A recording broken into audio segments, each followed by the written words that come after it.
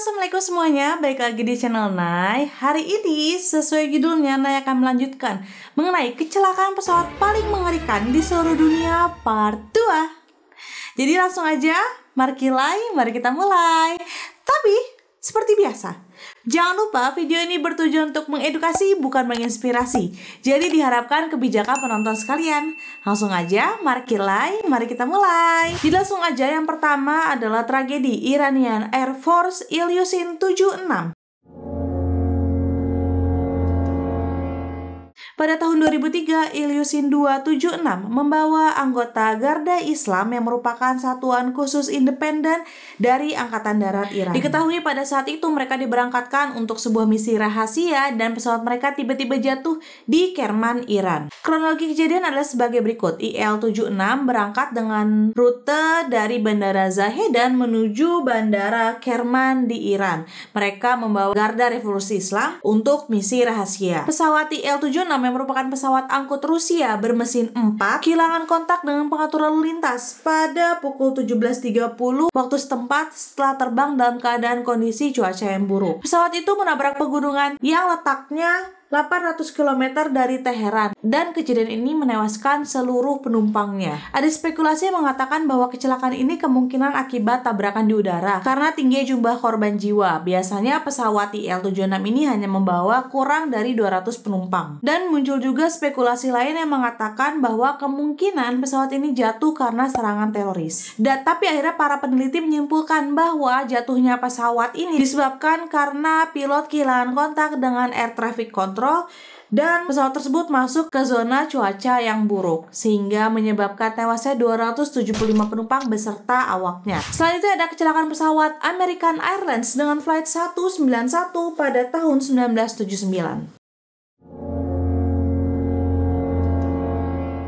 American Airlines dengan penerbangan 191 adalah pesawat McDonnell Douglas DC-1010 yang jatuh di kompleks perumahan Chicago, Illinois, Amerika Serikat. Saat pesawat ini hendak lepas landas dari Bandara Internasional O'Hare pada 25 Mei 1979. Kecelakaan ini menewaskan seluruh penumpang yang berjumlah 258 orang dan 13 awak pesawat dan juga 2 orang lainnya yang berada di darat. Pesawat tersebut sedang dalam perjalanan dari Chicago menuju Los Angeles dan telah siap lepas landas. Saat lepas landas, tepatnya ketika rotate atau ketika dia menaikkan hidung pesawat ketika lepas landas, mesin kiri pesawat terayun-ayun dan terlepas. Ketika terlepas, mesin tersebut mengenai bagian depan sayap yang merusak sistem hidraulis pesawat secara keseluruhan. Dan ketika menyadari apa yang terjadi, pilot melambatkan kecepatan pesawat. Dan ini berdasarkan infonya, ini tuh merupakan kesalahan sewaktu latihan. Jadi harusnya nggak boleh kayak gitu.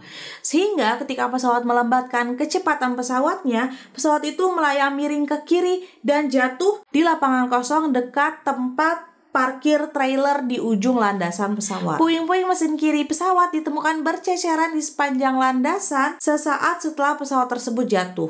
Investigasi menemukan bahwa sebelum terjadi kecelakaan, mesin kiri pesawat tersebut telah mengalami kerusakan struktural. Hal ini disebabkan karena pihak American Airlines merusak konstruksi pesawat saat diservis dengan alasan supaya cepat dan murah. Rusaknya gimana sih? Jadi berdasarkan artikel yang aku baca ya, rusaknya itu karena dia memasang mesin kiri yang baru aja diservis menggunakan forklift sehingga merusak struktur penyangga mesin, yaitu di sayap bagian belakangnya. Mungkin teman-teman yang paham soal ginian bisa dijelasin ya, maksudnya kenapa nggak boleh pakai mesin forklift gitu masangnya. Aku juga kurang paham soalnya. Nah lanjut, pasca kecelakaan, American Airlines ini didenda oleh pemerintah Amerika sebesar $500.000 Amerika Serikat akibat kelalaian perawatan pesawat. Dan by the way, kecelakaan ini juga memperburuk citra McDonnell Douglas DC-1010 ini yang pada waktu itu juga mengalami banyak insiden kecelakaan. Salah satunya itu ada pesawat Turkish Airlines yang penerbangan 981, ada di video sebelumnya udah aku jelasin. Dan juga Air New Zealand penerbangan 901 yang jatuh di tahun yang sama pada 1979. Ini berarti kesalahan perusahaan ya. Next, selanjutnya ada China Airlines Flight 140 yang terjadi pada tahun 1994. Oke, jadi China Airlines ini adalah penerbangan dari Bandara Internasional Chiang Kai-shek yang melayani Taipei dan Taiwan menuju Bandara Nagoya di Jepang. Dan sayangnya penerbangan pada 26 April 1994 ini berubah menjadi sebuah bencana akibat penggunaan software yang sebenarnya belum layak digunakan tapi secara tidak sengaja dioperasikan untuk keperluan massal. Kecelakaan ini menewaskan 264 orang dan membuat 7 orang luka parah. Investigasi kasus melaporkan bahwa sebagai produsen transportasi, Airbus Industrie telah memperingatkan China Airlines bahwa software autopilot yang mereka gunakan untuk pesawat masih perlu diperbaiki. Akan tetapi pihak China Airlines menganggap bahwa hal tersebut tidak terlalu mendesak untuk diperbaiki secepatnya. Nah, berikut aku jelaskan kronologi kejadian. Jadi, ketika pesawat China Airlines penerbangan 140 ini hendak mendarat, pilot berusaha melakukan pendaratan menggunakan kemudi manual. Sayangnya, karena tombol take off atau go ini adalah mode autopilotnya tidak dinonaktifkan oleh si pilot, akhirnya menyebabkan benturan perintah pada kendali pesawat, di mana kemudi manual berusaha untuk melakukan manuver ke landasan, sedangkan kemudi autopilot masih berusaha menaikkan pesawat untuk naik lebih tinggi. Hal ini menyebabkan pesawat terhenti dan jatuh menghantam tanah. Dari 271 orang dalam pesawat, di mana terdiri dari 15 awak dan 256 penumpang, hanya 7 orang yang selamat dari kecelakaan ini. Dan semua penumpang yang selamat ini berada di baris 7-15. Dan ini tuh salah satu bukti kalau software testing itu juga penting. Karena kejadian ini, Airbus Industrie dibebaskan dari tuntutan karena dia telah melakukan semuanya sesuai prosedur. Jadi maksudnya dia udah memperingatkan kalau lo tuh harus software testing dulu sebelum dipakai. Jadi yang dituntut hanya pihak China Airlines. Selanjutnya adalah kecelakaan pesawat Nigeria Airways 2120 pada tahun 1991.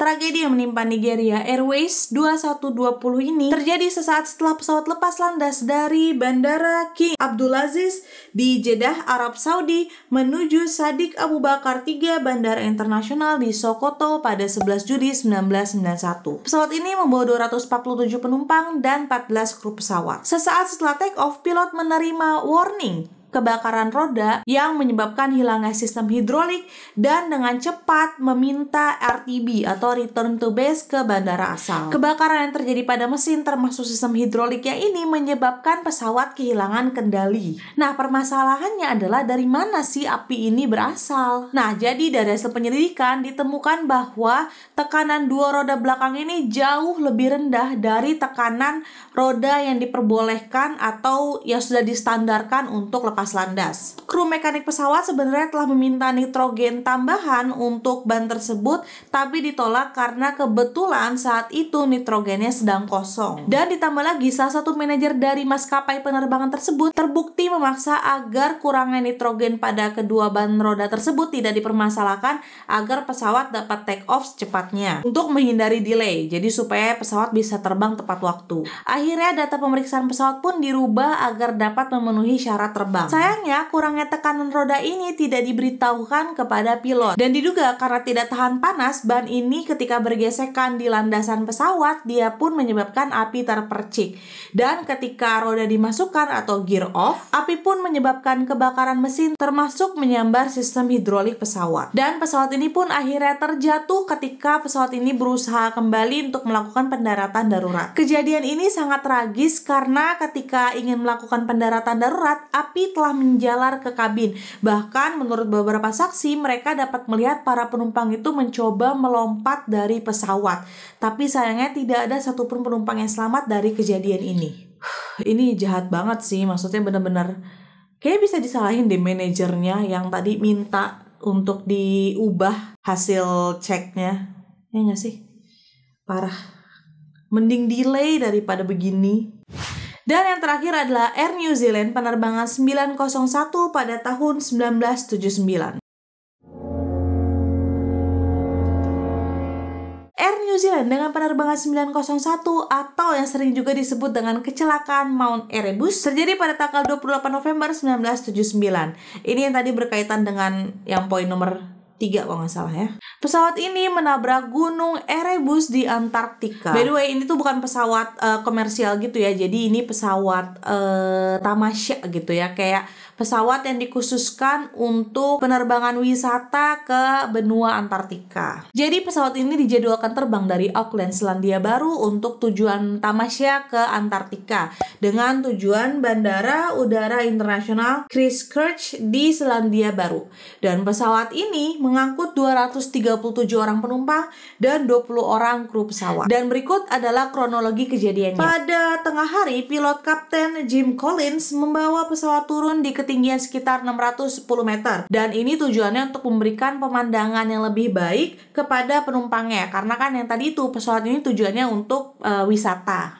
Dan by the way, pilot ini kenapa turun di ketinggian yang cukup rendah itu dengan asumsi dia berada di jalur penerbangan yang sama dengan penerbangan dia yang sebelumnya. Jadi pilot merasa itu nggak ada masalah. Sesaat sebelum jam 1 siang, alarm pesawat pun berbunyi dan 6 detik kemudian pesawat ini menabrak pegunungan Erebus. Sementara orang-orang yang menunggu di bandara kebingungan karena mereka mengira kemungkinan pesawat ini kehabisan bahan bakar. Akhirnya operasi pencarian dan penyelamatan pun digelar. Pesawat tersebut ditemukan di lereng gunung Erebus di Pulau Ross dan tidak ada penumpang yang ditemukan selamat pada kejadian ini. Dari hasil penyelidikan terdapat 2 alasan mengapa kejadian ini bisa terjadi. Yang pertama, pilot diberi pengarahan jalur yang berbeda dengan yang dimasukkan ke komputer pesawat sehingga si pilot mengira bahwa mereka menggunakan rute yang sama dengan penerbangan sebelumnya, yaitu melewati es dan air di McMurdo Sound. Padahal jalur yang dilewati itu melewati Pulau Ross dan gunung berapi setinggi 3.794 meter, yaitu pegunungan Erebus tadi. Penyebab kedua adalah fenomena cuaca yang disebut whiteout. Jadi whiteout ini adalah warna putih cahaya antara salju putih atau es di bawahnya dan awan di atasnya yang menciptakan ilusi visibilitas yang jelas. Jadi si pilot ini kan menggunakan autopilot ya, dengan asumsi bahwa warna putih yang dia lihat dari jendela kokpit itu cuma pantulan es dan salju di bawahnya, bukan gunung gitu. Jadi kayak ya ilusi mata sih sebenarnya jadinya ya. Kecelakaan itu menewaskan seluruh penumpang dan awak pesawat dan 44 orang tidak pernah diidentifikasi selama operasi pencarian dan penyelamatan. Ngeri banget. Nah itu dia tadi mengenai kecelakaan pesawat paling mengerikan di seluruh dunia part 2. Menurut kalian gimana? Beberapa sih menurut aku ya emang benar kecelakaan, ada juga yang again human error. Jadi menghindari delay dan segala macam menurut aku ya udahlah ya. Kayaknya kalau udah diciptakan standar dan prosedurnya mending kita ikutin aja, nggak usah bandel gitu ya. Ini kan demi keselamatan nyawa orang juga. Oke, sekian video hari ini. Thank you kalian udah nonton video aku dan semoga kalian suka dengan cara aku menyampaikan ceritanya. Dan kalau kalian punya ide lain, jangan sungkan untuk komen di bawah atau DM aku ya. Thank you guys udah nonton video aku. Sampai ketemu lagi minggu depan ya. Dadah!